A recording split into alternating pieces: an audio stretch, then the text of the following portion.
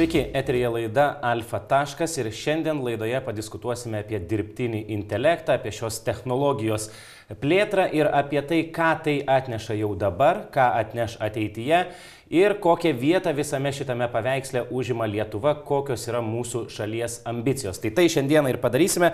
Studijoje turime Vilnius Tech informacinių sistemų katedros profesorių Antaną Čenį. Sveiki. Labą dieną. Ir taip pat nuotoliu prie mūsų prisijungė ekonomikos ir inovacijų ministras Lukas Savickas. Sveiki.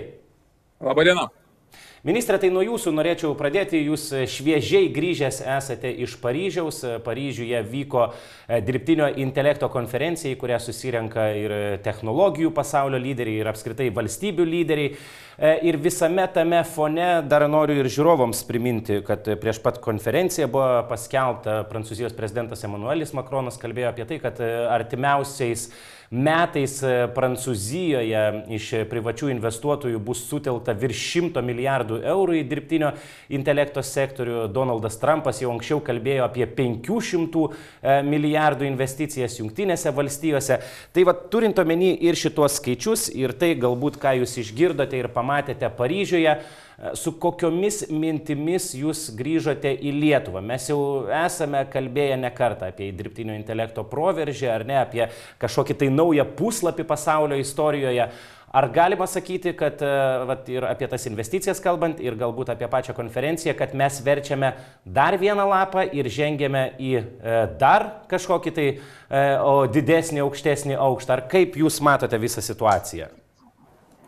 Na, iš tikrųjų, įspūdžiai dar tikrai švieži po vizito, nes ši konferencija ir žinoma su Prancūzijos prezidento Emmanuelio Macrono iniciatyva sugebėjo sutraukti tikrai įspūdingą sąrašą pasaulio lyderių, nuo Indijos premjero iki pirmojo vizito iš Jungtinių Amerikos valstijų naujosios administracijos, viceprezidento Venco, von der Leyen ir visų kitų praktiškai kontinentus, visus atstovaujančių valstybių lyderiai susirinko būtent į Paryžių, 2 dienas skyrė tam laiko, kad diskutuotų apie tai, koksgi tas naujasis yra puslapis. Ir mano supratimu, kad mes ateiname į tokį, žvelgiant strategiškai, laikotarpį, kada jau nebėra smarkiai kvestionuojančių valstybių apie tai, kad dirbtinio intelekto technologinis proveržis jau faktiškai vyksta, jisai reikšmingai keičia tą žemėlapį, kuriame vystosi mūsų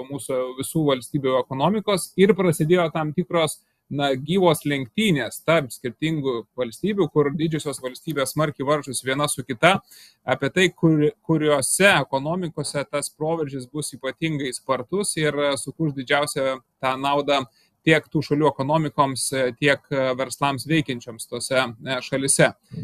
Matosi ir tam tikros takoskyros. Labai džiaugiuosi, kad nors paprastai mes matydami Jungtinės Amerikos valstijas, kurios pasisakydavo už tokią technologinio vystymo laisvę, tačiau lygiai taip pat, nors ta laisvė vis dar dominuoja, tačiau jau kalbam apie tam tikrus ir reguliavimo elementus, o tuo tarpu Europoje, kur dominuodavo paprastai reguliaciniai aspektai, šiandien jau girdime lyderius nuo ponios von der Leyen iki Emmanuelio Macrono, kurie kalba apie proveržį pritraukiant investicijas į šį sektorių ir ieškant sprendimų, kaip tas augimas šio segmento būtų kuo spartesnis. Ir nors taip, Emmanuelis Macronas paskelbė apie, 109 milijardus pažadėtų naujų investicijų į Prancūziją, tačiau ponia von der Leyen jau kalbėjo apie 200 milijonų ES strateginių investicijų į gigagamyklas dirbtinio intelekto kaip tam tikrą bendrą infrastruktūrą, kuri galėtų paspartinti dirbtinio intelekto vystymosi produktus būtent visoje ES.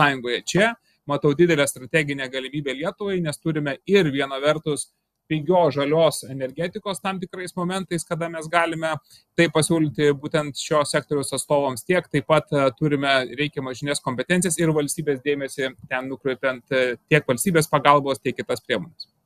Bet toks vienas įdomus momentas Paryžiuje užfiksuotas dėl tarptautinės dirbtinio intelekto deklaracijos, kurios, pavyzdžiui, tokios šalis kaip Jungtinės Amerikos valstijos nepasirašė, Jungtinė karalystė nepasirašė, o joje iš esmės yra kalbama apie saugę, patikimą, etišką technologiją. Kaip jūs paaiškintumėt tą nenorą pasirašyti tos deklaracijos? Ar tai reiškia, kad pasaulio lyderiai nenori, kad dirbtinis intelektas būtų saugus ir etiškas, ar ką čia reiškia? Na, mes matome, kaip ir sakiau, tam tikrą požiūrių išsiskyrimą tarp kontinentinės, sakykime, Europos, kuri nori išlaikyti ir nepamesti pačio principo. Tai yra, kad naujusios technologijos turi nepamesti etinės dimensijos ir išlaikyti žmogų, centruojant jo apsaugą kaip tokią, tačiau tuo pačiu vis labiau pabrėžiant poreikį leisti technologijoms vystytis ir tikriausiai labiau tą Jungtinių Amerikos valstijų požiūrį, kuris yra labiau sufokusuotas į technologinių naujovių vystymosi laisvę, sudarant tas reguliacinės apsaugos priemonės labiau perspektyvą po to, kai tas proveržis įvyks. Tai šiek tiek matosi tas takoskyros požiūrio į reguliavimą skirtumas, jisai tikriausiai yra ir anksčiau būdavo ryškus, dabar dar ryškesnis ir šioje situacijoje Lietuvai reikia surasti taip pat ir savo išskirtinumą. Dėl to turėjome galimybę kalbėti su mažesnėmis valstybėmis. Čia buvo Singapūro inovacijų ministrės kvietimu, turėjome tokį bendrą formatą su kitų valstybių ministrais ir kalbėjome apie tai, kad mums svarbu atrasti savo tam tikras nišas, kuriuose galėtume labiau fokusuoti savo dėmesį, nes konkuruoti su mažesniais biudžetais bus labai sudėtinga visoje ekosistemoje ir reikia kalbėti su rinkos atstovais tam, kad atrasti savo išskirtinumus, kuriuose mes galime sugebėti pritraukti tuos didžiuosius technologijų kūrėjus pas save. Gerai, tai apie Lietuvą mes dar būtinai pakalbėsime, ponė Čieny, dar aš vis tiek noriu likti prie to klausimo saugumo ir plėtros, nes čia ir kai kurie didieji žaidėjai sako, kad dabar reikia fokusuotis į dirbtinio intelekto technologijos plėtrą ar ne, saugumą galbūt kažkiek tai paliekant antrame plane. Kas vis dėlto yra svarbiau? Tokios technologijos plėtra ar užtikrinimas, kad tai bus saugu, etiška ir taip toliau? Jeigu žinočiau atsakymą, turbūt būčiau Paryžiui dabar. Nebuvote? Nebuvau Paryžiui ir atsakymo tikrai nežinau. Tai yra visada tam tikras kompromisas tarp labai greito bėgimo į priekį ir po to žiūrėjimo, kas gaunas ir tada bandymo reguliuoti, arba bandymo eiti atsargiau, truputį lėčiau, bet iš karto užtikrinant tam tikras technologijos saugumo savybės, etiškumo savybės ir taip toliau. Tai atsakymo tikro nėra turbūt, net ne tai, kad aš jo nežinau, bet tiesiog nėra. Čia yra pasirinkimas, čia yra valstybių, politikų pasirinkimas. Ir tik tai šiuo atveju, kadangi technologija yra labai jau transformuojanti ir labai greitai judanti, tai sprendimas šitas yra labai, jo pasiekmes gali būti labai stiprios. Jeigu paklaus mano asmeninės nuomonės, tai kadangi kol kas technologija ir jos taikymas nėra kol kas apibrėžtas, net nelabai aišku, kur mes einam, tai aš būčiau labiau už laisvesnį ėjimą dabar, bet būti visą laiką pasiruošus įjungti tam tikrus saugiklius ateityje. Taip sakant, palikti galimybę saugikliam. Ką jūs turite omeny, sakydamas, kad net nėra aišku, kur mes tiksliai einame su dirbtiniu intelektu? Mes visi kalbam dabar apie lustus, skaičiavimo pajėgumus, kompiuterinius centrus, debesiją, o taikymas. Vat jūs man pasakykit dabar, vat iš karto, koks yra pagrindinis dirbtinio intelekto technologijos taikymas. Negaliu jums atsakyti tikrai šitą klausimą ir manau, kad didelė dalis visuomenės negalėtų. Aš manau, kad niekas negali atsakyti. Beveik aišku, kad ją galima taikyti visur, bet kur yra pagrindinis taikymas, kur yra tas taikymas, kuris atneša didžiausią ekonominę naudą, kol kas nieks nežino. Ir iš tikrųjų tai yra labai keista situacija, apie kurią dažnai yra nekalbama, kad šiuo metu dirbtinį intelektą labiau ir dažniau taiko žmonės negu įmonės. Pavyzdžiui? Pavyzdžiui, man reikia rašyti nuobodžias ataskaitas. Jūs nueikite į bet kurią valdišką instituciją, ne tik valdišką, čia aš nieko nenoriu pasakyti blogo, čia nėra skirtumo, bet kur yra daug rutininio darbo, jau šiandien darbuotojai daug ką rašo dirbtinio intelekto pagalba, net jeigu tai yra neleidžiama. Dėl to, kad tai tiesiog jam palengvina darbą. Tai ta prasme, kad dirbtinio intelekto taikymas, kaip nebūtų keista, dabar yra labai demokratiškas. Jisai labiau yra iš žmonės. Dėl to, kad žmonėm patogu, jie iš to kažką tai gauna, o įmonėm kol kas užtikrinti tą darbuotojų darbo našumą, efektyvumą ir sukurti situaciją, kad tas dirbtinis intelektas neš pelną įmoniai, kol kas nėra taip paprasta. Ypač taip greitai besikeičiančiam kraštovaizdį. Už tai atsakymo mes nežinom ir man labai patiko, jis turbūt yra ministras pirmininkas Modi Indijos, kuris pastoviai akcentavo, kad dirbtinis intelektas turi būti for good and for all. Tai manau... Visiems prieinamas. Visiems prieinamas ir geriem tikslam. Aišku, čia yra toksai truputį, višlist. Mes visi norim būti sveiki ir turtingi, bet ne visada pavyksta. Tai iš tikrųjų kol kas to tikrojo taikymo, kuris tikrai bus, aš dėl to nebejoju, bet kur jis yra, mes kol kas nežinom. Ministre, ar jūs turite atsakymus į klausimus, kuriuos profesorius kelia dėl taikymo ir apskritai, kur mes einame su šita technologija? Na, aš tikrai prisijungčiau prie profesoriaus išsakytos minties, kad tikrai negalime šiandien surasti tikriausiai žmogaus, net ir vieno, kuris galėtų išdėstyti, kokia mūsų dirbtinio intelekto technologijų perspektyva laukia artimiausių laikotarpių, ką jau kalbėti tolesniu. Mes tikrai dirbame didelio neapibrėžtumo situacijoje, kada kaip niekada anksčiau šios technologijos ypatingai greitai vystosi. Tikrai demokratiškai žmonės įvairiausiais būdais atranda, kur ir kaip geriausia jas yra panaudoti. Tačiau šiandien mes galime nukreipinėti arba kurti aplinką, kurioje, kaip teisingai pastebėta, iš tikrųjų ministras pirmininkas Modis ir sakė for good ir for all. Ir geriems tikslams, ir kad kiek įmanoma labiau būtų tai prieinama. Bet tam reikia turėti reguliavimą. Štai ES jau yra priėmusi dirbtinio intelekto aktą. Seimas yra priėmęs dirbtinio intelekto įstatymo pakeitimus, nustatė tam tikrus aiškesnės taisyklės ir paskyrė reguliavimo institucijas RRT ir inovacijų agentūrą. Tai mes jau pagaliau turime tam tikrą aplinką, kurioje šie sprendimai gali kurtis. Toliau mes suvokime, kad tam, kad šios technologijos išliktų for good and for all visiems ir kiek įmanoma geriau kūrenčios, jas reikia priderinti prie šių teisės aktų. Dėl to pasiūlyta yra smėliadėžė kaip tokia, kurią mes artimiausių metų būsime sukūrę, kurioje mes turėsime tam tikrą testavimo aplinką inovatoriams, kada galės šios įmonės, kūrenčios dirbtinio intelekto produktus, saugiai išsibandyti tai, ką jie daro, kad tas mechanizmas ir veikia ir taip pat atitinka reguliacinius reguliavimo taisyklės, kurios yra galiojančios ES. Tokiu būdu mes iš esmės kūrėme ekosistemą, kuri leidžia kontroliuoti šį technologinį procesą, kreipti jį tokia kryptimi, kur yra kiek įmanoma mažiau rizikų turinti, bet tuo pačiu turime galvoti, kokios naudos yra tos, kurias mes norime pasiekti. Štai, pavyzdžiui, vienos iš didžiausių naudų yra bendrame mūsų kovos su biurokratijos tikriausiai ir perteklinių reguliavimų kontekstas. Daugiau negu 100 milijonų eurų mes šiuo metu kreipiame iš mūsų ministerijos į dirbtinio intelekto robotizacijos sprendimus viešajame sektorė.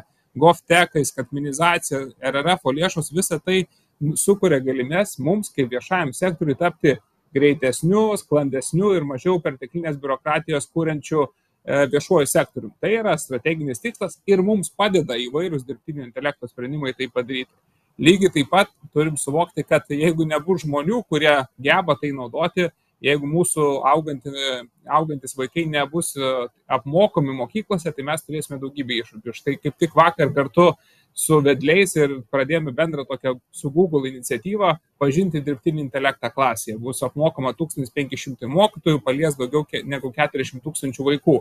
Tokiu būdu kūrėme tokią bendrą ekosistemą, kurioje prie didelio neapibrėžtumo galime kiek įmanoma saugiau judėti link šių technologijų įsitaikymo ir prisitaikymo prie mūsų visų kasdienybės. Taip, bet ministrė, aš taip suprantu, kad jūsų kaip ministro vis tiek vienas iš tikslų išlieka ir tai, ką buvusi ministrė Armonaitė kalbėjo, kad mūsų šalies tikslas yra tapti regiono lyderė, ar ne, šitoje srityje, net ir turbūt nepaisant to, kad yra vis dar daug neapibrėžtumo. Mes iš tikrųjų tam pačiam Paryžiui turėjom įspūdingos Lietuvos įmonių atstovus, dalyvaujančius globaliam samite, kuriame pristatinėjo mūsų kūrimus produktus, ar tai būtų gyvybės mokslų segmentas, kai mes automatizuojame ir leidžiame dirbtiniam intelektui analizuoti įvairius žmonių tyrimų parametrus, ar tai mes kalbame apie kitus skaitmenizatus, automatizuotus sprendinius, kurie diegiami autonominių automobilių judėjimui. Visą tai jau šiandien Lietuvoje verslai daro, veikia ir tai rodo mūsų turimą stiprią kompetenciją ir pajėgumus čia veikti. Ir tai tik patvirtina be abejo, kad Lietuva turi ir reguliacinį, ir kompetencinį, ir žaliosios energetikos potencialą, kuris gali įtvirtinti Lietuvą kaip reikšmingam bent jau mūsų regione žaidėją dirbtinio intelekto segmente ir nuosekliai tą kryptimį eisim, ne veltui papildomai ir skiriame lėšas šių sprendimų įgyvendinimų, o štai 2,5 milijono dar papildomai skiriame lietuvių kalbos vystymui būtent dirbtinio intelekto priemonių kontekste ir taip pat startuolių išsukimui šiam segmente. Tai rodo, kad ir turim potencialą esamą ir tuo pačiu dedame visas įmanomas priemonės jį toliau auginti. Profesoriau, mes su jumis prieš laidą dar šiek tiek pasikalbėjome. Jūs sakėte, kad jūs nesate didelis fanas, kad Lietuva dabar mestų didžiulius pinigus į šitą sritį. Kodėl? Neteisybė turbūt ne visai taip suformuluota. Aš sakiau, kad aš nesu fanas, kad mesti didelius pinigus į kokio nors įrankio kūrimą. Į vieną turite kažkokią, ar ne? Mano supratimu, į šią sritį investicijų iš esmės negali būti per daug. Ir ypatingai aš manyčiau, kad negali būti per daug investicijų į žmogiškai kapitalą. Pagrindinis klausimas, kiek mūsų ekonomika pasinaudos dirbtiniu intelektu, yra žmonės, kurie tą darys.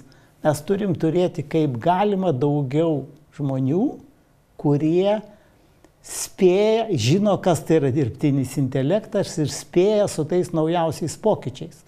Ir ta prasme, čia, kaip ministras sako, mes iš tikrųjų turim, atsiprašau, pakankamai daug pasiekimų.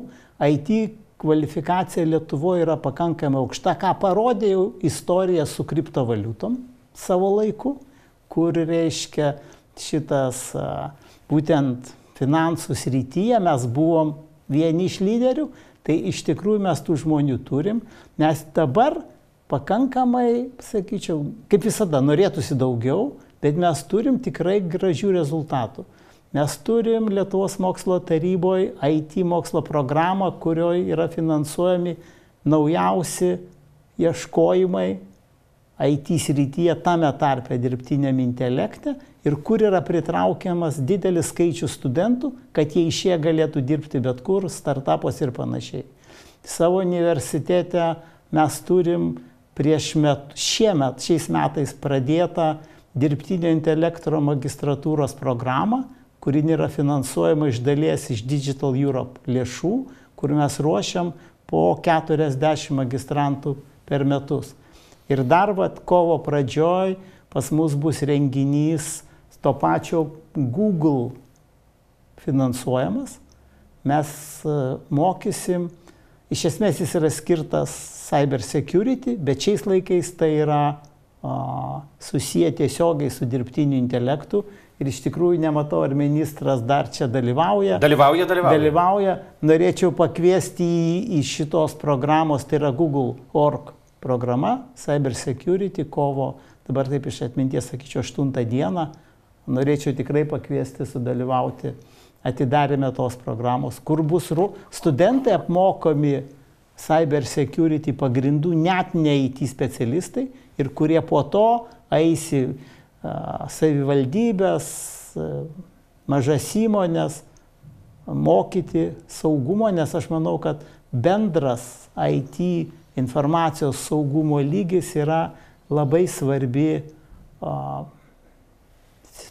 pozicija, kad žmonės priimtų dirbtinį intelektą noriai, o nebijotų jo kaip dažnai savo laiku buvo bijoma kreditinių kortelių. Bet gerai, pavyzdžiui, dar apie tų pačių duomenų saugumą kalbant ir dirbtinio intelekto technologijos saugumą, ar ne, čia jeigu dabar mes kalbame apie tai, kiek čia dar to neapibrėžtumo yra, ir jeigu, pavyzdžiui, įman čia tą naujausią turbūt DeepSeek atvejį, kur kinų tas vadinamasis chatbotas, kuris parodė, kad iš viso net nereikia ir milijardų išleisti, ar ne, užtenka ten kelių milijonų, kad sukurti kažką panašaus, bet iš karto kilo ir tam tikras saugumo klausimas. Čia kai iš kurios šalis jau uždraudė vyriausybinėse institucijose DeepSeeką naudoti, Lietuva svarsto apie tai, nes yra, ar ne, tokių prielaidų, kad duomenys žmonių, kurie naudojasi, gali būti nesaugus, perduoti priešiškiems tikslams ir panašiai. Tai bendrame kontekste žiūrint, dirbtinio intelekto plėtros proveržio amžiuje. Ar mes kaip visuomenė turime susitaikyti su tuo, kad ko gero mūsų duomenys jau niekada ir nebebus saugus? Ar kažką turime vis dėlto daryti šitoje vietoje? Ne, tai be abejo mes turim, yra saugumo higiena. Mes neturim pasakot kiekvienam pirmam susitiktam savo kreditinės kortelės numerių ir PIN kodo. Čia yra tiesiog... Nei vienam, ko gero, neturim pasakoti. Tai aš tą ir turiu omeny. Aš turiu omeny, kad bet kokioj naujoj technologijoje prie visiškai neatsargaus ir nedėmesingo elgesio visada tų grėsmių bus žymiai daugiau, negu galėtų būti. Tai šitas yra nebejotinai, bet tai aš manau, kad tai yra bendro kibernetinio saugumo, tokios higienos arba edukacijos reikalas. Iš kitos pusės DeepSeekas tai yra rimtas pavyzdys, aš apie tai jau kalbėjau, bet pats DeepSeekas, jisai realiai aš jį žiūrėčiau labiau kaip į optimistinį, nes jisai sako, kad galima susikurti dirbtinį intelektą pas save. Mes galim pasiimti rezultatus tą bendrinį intelektą, taip vadinam atvirą kodą, ir turėti jį pas save. Tai tiem taikymam, kurie yra tikrai kritiniai, mes galim turėti savo nelabai dideliuose serveriuose šitą dirbtinį ir tobulinti, vystyti su savo duomenim ir jie niekur neišeis. Tas serveris gali būti atjungtas nuo interneto, labai reikiant. Tai aš manau, kad viena vieta, kur tikrai reikėtų skirti investicijas, tai suteikti galimybę mokslininkams, studentam, nežinau, žmonėm žaisti su tais atsirandančiais dabar dirbtinio intelekto įrankiais, kurie gali būti pas mus. Nes mano asmeninė nuomonė, aš įtarčiau, kad čia yra viena iš didžiausių taikymo sričių. Pone Savickai, jūs užsiminėt jau ir apie edukacinę programą moksleiviams, ar ne, bet jeigu mes žiūrėtume globaliai, tai apskritai pasaulis senėja, ar ne? Visuomenės skirtingose pasaulio šalyse senėja, tuo pačiu ir Lietuvoje turime tam tikras demografinės ar ne krizės. Kodėl mes dabar kalbame tik tai apie tai, kad čia moksleiviai turi labiau susipažinti, sakykime, su tomis technologijomis, kad ateityje jie galėtų kažkokius tai žingsnius daryti, bet ar neturėtume mes orientuotis ir fokusuotis ir į kitą grupę žmonių, tai yra, sakykime, vyresni žmonės, ar nėra čia rizikų, jeigu mes juos dabar pamirštame, kad, nežinau, jeigu jie dar 5-10 metų gyvens, kad jie nebesupras, kur ką, kaip gali pasinaudoti ir jau jiems tas technologinis pasaulis bus apskritai per sudėtingas. Abejonės nėra, kad tikrai reikia skirti dėmesį skaitmeniniam raštingumui ir ne tik tai čia kaip tipiškai mes pagalvojam apie vyresnius mūsų visuomenės narius, bet kartais ir tos viduriniosios grandies kategorijoje tikrai randame daug poreikio kalbėti apie skaitmeninį raštingumą. Lygiai taip pat, kaip ir dažnai tenka kalbėti ir apie finansinį raštingumą iš mūsų ministerijos perspektyvos. Bet kalbant apie tai, ką mes darom ir ką reikėtų tęsti, tai pirma, tai džiaugtis reikia visomis privačiomis iniciatyvomis, kurios Lietuvoje randasi.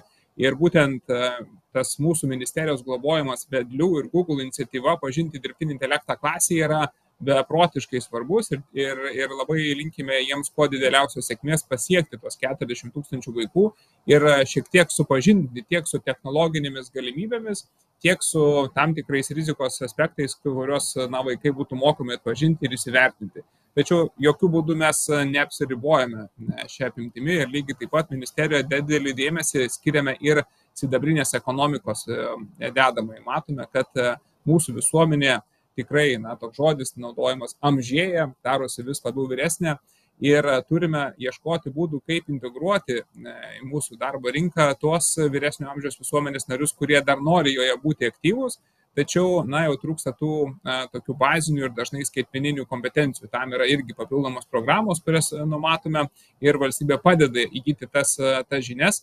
Tik be abejo apimtis galbūt nėra tokios, kokios mus tenkintų, bet jokių būdų nesakau, kad apsiribojame tik tais vaikų švietimu skaitmeninę prasme, bet lygiai taip pat galvom apie visą visuomenę plačiąją prasme, nes neturėti šiandienos ekonomikoje, neturėti skaitmeninių žinių yra reikšminga dalim, smarkiai apribotos galimybės susikurti tas aukštesnės pridėtinės vertės darbo vietas ir tuo pačiu turėti galimybę didinti savo pajamas kiekvienam Lietuvos žmogui, kuris tą nori padaryti, persiorientuodamas ar keldamas savo kvalifikaciją. Visam tam numatome vienokias ir kitokias priemonės ir tikiuosi, kad laikė galėsime rasti būdus jas toliau plėsti. Aš pas jau turiu atsijungti, nežinau, Ministrė, taip, viskas tvarkoja, laida jau vis tiek baiginėjasi. Tai buvo Lukas Savickas, ekonomikos ir inovacijų ministras. Ačiū Jums labai, kad sudalyvavote. Pone Čeny, labai trumpai vienu sakiniu paprašysiu. Daug apokaliptinių scenarijų yra paišyta siejant su dirbtiniu intelektu, kaip čia robotai užkariaus pasaulį ir žmonija išnyks ar neaišku, kas jiem atsitiks. Kiek čia yra, sakykime, pagrįstumo tokiuose apokaliptiniuose scenarijuose, ar tiesiog tas fantazijas reikėtų filmų scenarijams palikti? Aš manau, kad reikia tą turėti omeny. Nereikia niekad pamiršti, kad ta tokia technologinė apokalipsė gali įvykti, bet tokios kalbos buvo po praktiškai visų technologijų. Tai ta prasme, ar čia yra tikrai jau ta technologija, po kurios bus apokalipsė, aš abejočiau. Manau, kad dar iki apokalipsės kol kas dar toli. Dėkui Dievui, ačiū Jums. Šiandieną tiek laidoje Antanas Čenys, Vilnius Tech informacinių sistemų katedros profesorius. Ačiū, kad atėjote. Taip pat Lukas Savickas, ekonomikos ir inovacijų ministras, dalyvavo laidoje. Ačiū visiems žiūrėjusiems. Tiek šiandieną apie dirbtinį intelektą ir visą šitą rinką. Mes pasimatome jau rytoj. Iki.